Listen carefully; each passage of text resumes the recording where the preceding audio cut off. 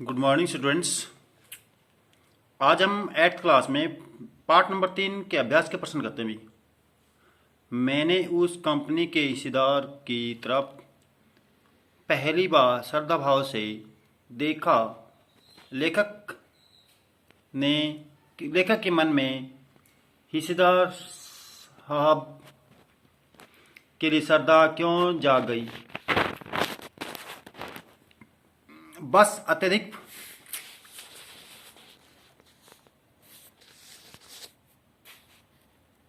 पुरानी हो चुकी थी, इसके टायर खराब हो चुके थे, इंजन भी जवाब देने वाला था। बस क्या है, बहुत पुरानी हो चुकी थी और ऐसा लग रहा था कि उसके टायर भी खराब हो चुके थे और इंजन भी जवाब देने वाला था। यह सब जानते हुए बस का हिस्सेदार यात्रियों के साथ अपनी भी जान को जोखिम में डालकर बस में यात्रा कर रहा था। भी ये सब जानते हुए, या जो हिस्सेदार है, जो मालिक है, वो जानते हुए भी इस बस में यात्रियों के साथ यात्रा कर रहा था और अपनी जान भी और यात्रियों की जान भी जोखिम में डाल रहा था।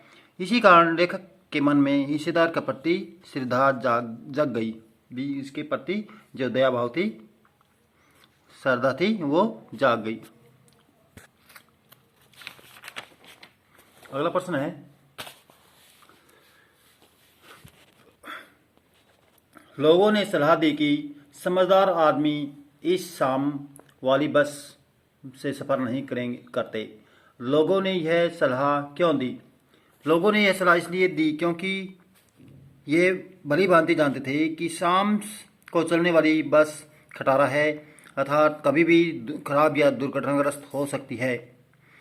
दूसरे, वे समझदार होने के नाते यह भी जानते होंगे कि शास्त्रानुसार संध्या समय यात्रा करना अनुचित माना जाता है।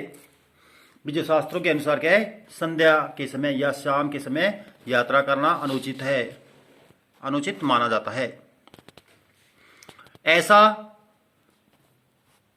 ऐसा जैसे सारी बस ही इंजन है और हम इंजन के भीतर बैठे हैं। लेखक को ऐसा क्यों लगा? सामान्यतः जब किसी बस का इंजन चालू होता है तो इंजन के आसपास ही चालू होने की गड़गड़ाहट होती है। जब आमतौर पर देखा जाता है, भी सामान्य तौर पर देखा जाता है कि जब बस का इंजन चालू होता है तो आसपास के जो बैठे लोग, उन्हें इसकी गड़गड़ाहट महसूस होती है या इंजन चालू होने पर गड़गड़ाहट होती है। परंतु इंजन के चालू होते ही बस गड़गड़ाहट के साथ हिलने लगी। परंतु इस बस में क्या है, जैसे इंजन चालू हुआ और पूरी बस क्या है, गड़गड़ाहट के साथ हिलने लगी। इसीलिए लेखक को लगा कि जैसे सारी बस ही इंजन हो और इसमें यात्री बैठे हो और सभी यात्री बैठे हो। गजब हो गया।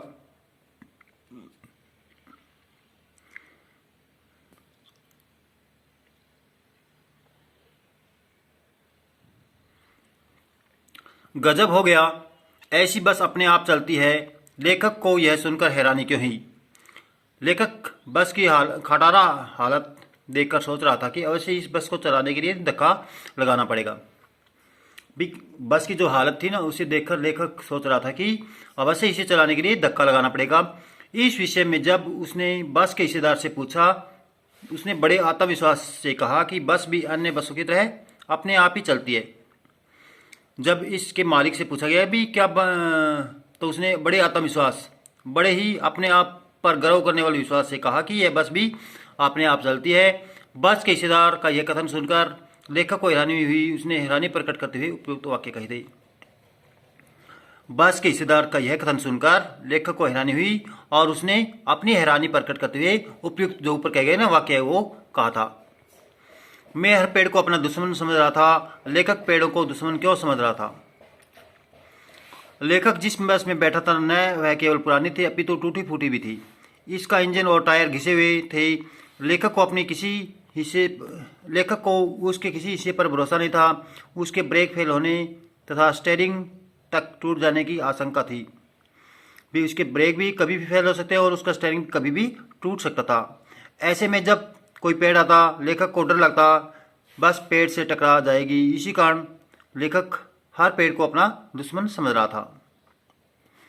Thanks for listen, have a good day.